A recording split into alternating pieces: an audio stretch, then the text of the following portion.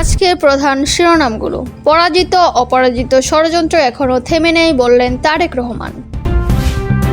শেখ হাসিনার সঙ্গে শেখ রেহেনা, সজীব ওয়াজেদ, সাইমা ওয়াজেদও আসামি। শেখ হাসিনাকে কি দেশে ফিরিয়ে আনা যাবে? তা কি করতে পারে ভারত? আদালতে কাঁদলেন দীপুমণি। এতক্ষণ শুনলেন সংবাদ শিরোনাম, এবার বিস্তারিত। পরাজিত অপরাজিত ষড়যন্ত্র এখনো থেমে নেই বললেন তারেক রহমান। পরাজিত অপরাজিত ষড়যন্ত্র এখনো থেমে নেই উল্লেখ করলেন বিএনপির ভারপ্রাপ্ত চেয়ারম্যান তারেক রহমান। বলেছেন, ঐতিহাসিক গণতন্ত্র অভ্যুত্থানের সাফল্য ও উদ্দেশ্য নস্যাৎ করে দিতে সুপরিকল্পিত ষড়যন্ত্র চলছে। এ বিষয়ে সবাইকে সতর্ক থাকার আহ্বান জানিয়ে তারেক রহমান বললেন, বাংলাদেশের পক্ষে শক্তির কাছে, গণতান্ত্রিক শক্তির কাছে বিনীত আহ্বান, আপনারা পরাজিত ও অপরাজিত ফাঁদে পা দেবেন না। ছাত্র জনতার গণ অভ্যুত্থানকে চূড়ান্ত সফলতায় নিতে হলে কেউ দখলদারত্বে লিপ্ত হবেন না, দখলদারত্বের সহায়তা করবেন না, কেউ দুর্বলের উপর আঘাত হানবেন না, কেউ আইন নিজের হাতে তুলে নেবেন না। প্রতিশোধ, প্রতিহিংসা নয়। আসুন একটি বৈষম্যহীন গণতান্ত্রিক রাষ্ট্র নির্মাণের প্রত্যেকেই আরও দায়িত্বশীলতার পরিচয় দেই। গতকাল মঙ্গলবার সকালে যুক্তরাষ্ট্র থেকে এক ভিডিও বার্তায় তারেক রহমান এসব কথা বললেন। সাবেক প্রধানমন্ত্রী শেখ হাসিনা যে পালিয়েছেন, এই শব্দ নির্ভয়ে লিখতে দেশের গণমাধ্যমগুলোর প্রতি আহ্বান জানিয়েছেন তারেক রহমান।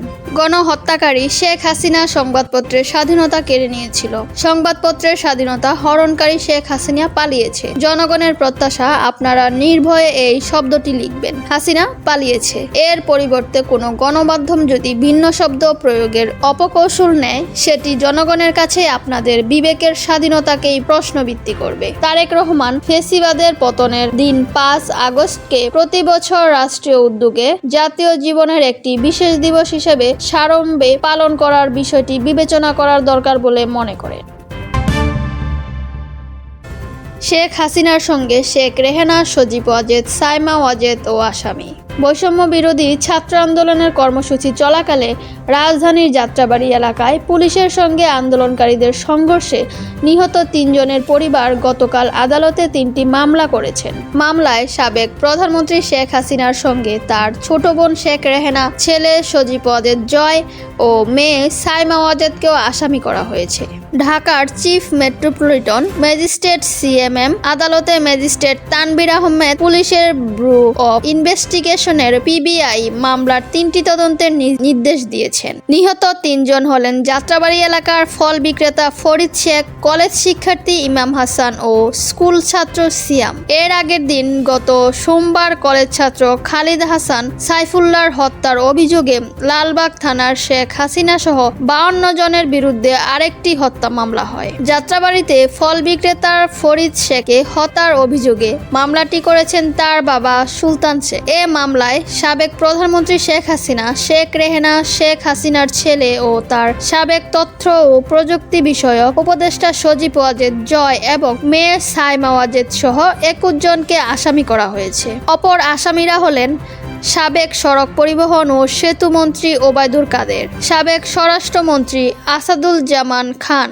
সাবেক পররাষ্ট্রমন্ত্রী হাসান মাহমুদ, সাবেক ডাক, টেলিযোগাযোগ ও তথ্য প্রযুক্তি প্রতিমন্ত্রী জুনায়েদ আহমেদ, সাবেক শিক্ষামন্ত্রী মহিবুল হাসান চৌধুরী, ঢাকা দক্ষিণ সিটি কর্পোরেশনের মেয়র শেখ ফজলে নূর তাপস, পুলিশের সাবেক মহাপরিদর্শক চৌধুরী আব্দুল্লাহ আল মামুন, পুলিশের ঢাকা রেঞ্জের সাবেক ডিআইজি সৈয়দ নুরুল ইসলাম, ডিএমপির সাবেক অতিরিক্ত কমিশনার ডিবি হারুন আর রশিদ, যুগ্ম কমিশনার বিপ্লব কুমার সরকার, সাবেক ডিএমপি কমিশনার হাবিবুর রহমান, সাবেক তথ্যমন্ত্রী হাসানুল হক ইনু, বাংলাদেশের ওয়াস্কার পার্টির সভাপতি রাশেদ খান মেনন, আওয়ামী লীগের নেতা আমির হোসেন আমু, ছাত্রলীগের সভাপতি সাদ্দাম হোসেন, সাবেক তথ্য ও প্রতিমন্ত্রী মোহাম্মদ আরাফাত ও যাত্রাবাড়ি থানার সাবেক ভারপ্রাপ্ত কর্মকর্তা ওসি আবুল হাসান। শেখ হাসিনাকে কি দেশে ফিরিয়ে আনা যাবে? কি করতে পারে ভারত?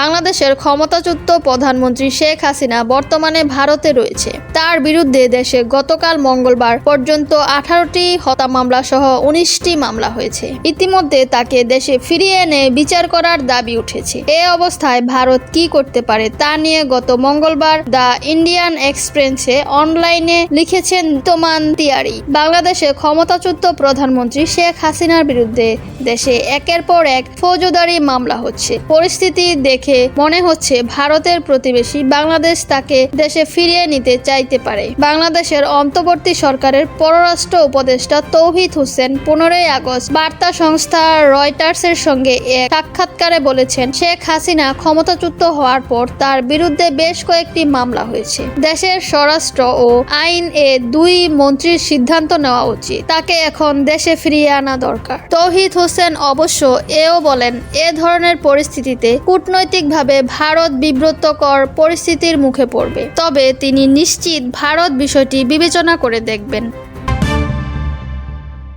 আদালতে কাঁদলেন দীপুমণি। মুদি দোকানি আবু সায়েদ হত্যার মামলায় সাবেক সমাজ কল্যাণ মন্ত্রী দীপুমণির 4 দিনের এবং সাবেক যুব ও ক্রীড়া উপমন্ত্রীর আরিফ খান জয়ের 5 দিনের রিমান্ড মঞ্জুর করেছেন আদালত। রিমান্ড শুনানির আগে আদালতে হাজির করার সময় কান্না করতে থাকেন দীপুমণি। এমনকি শুনানি চলাকালেও তিনি কাঁদতে থাকেন। এ সময় বিএনপিপন্থী আইনজীবীরা তার ফাঁসি চেয়ে স্লোগান দিতে থাকেন। মঙ্গলবার 20 আগস্ট বিকেল 4টার দিকে শুনানি শেষে ঢাকার অতিরিক্ত চিফ মেট্রোপলিটন ম্যাজিস্ট্রেট সুলতান সোহাগ উদ্দিন তাদের রিমান্ড মঞ্জুর করেন। এর আগে 3:30টার দিকে দীপুমণি ও আরিফ খান জয়কে সিএমএম আদালতে হাজির করে পুলিশ। এরপর মামলার সুষ্ঠু তদন্তের জন্য তাদের 10 দিনের রিমান্ডে নিতে আবেদন করেন মোহাম্মদপুরের থানার পরিদর্শক তোফাজ্জল হোসেন। এদিকে আদালতের গারদখানা থেকে এজলাসে নেওয়ার সময় কাঁদতে দেখা যায় ডাক্তার দীপুমণিকে। তবে জয় ছিলেন চুপচাপ। এ সময় বিএনপিপন্থী আইনজীবীরা তাদের ফাঁসি চেয়ে স্লোগান দিতে থাকে। এরপর তাদের রিমান্ড শুনানি শুরু হয়। বিএনপিপন্থী আইনজীবীরা তাদের 10 দিনের রিমান্ড চেয়ে স্লোগান দিতে থাকেন। তবে দীপুমণি ও আরিফ খান জয়ের আইনজীবী রিমান্ড বাতিল চেয়ে আবেদন করেন। দীপুমণি কান্না তখনও থামেননি। এ সময়ে জয় কিছু বলতে চান, আদালত কথা বলার অনুমতি দেননি। এর আগে সোমবার 19 আগস্ট রাতে সাবেক মন্ত্রী ডাক্তার দীপুমণিকে রাজধানীর গুলশানের বাড়িধারা DUHS এলাকা থেকে আটক করে ডিবি গুলশান বিভাগের একটি দল। রাতেই তাকে মোহাম্মদপুর থানার একটি হত্যা মামলায় গ্রেফতার দেখানো হয়। এতক্ষণ সঙ্গে থাকার জন্য ধন্যবাদ।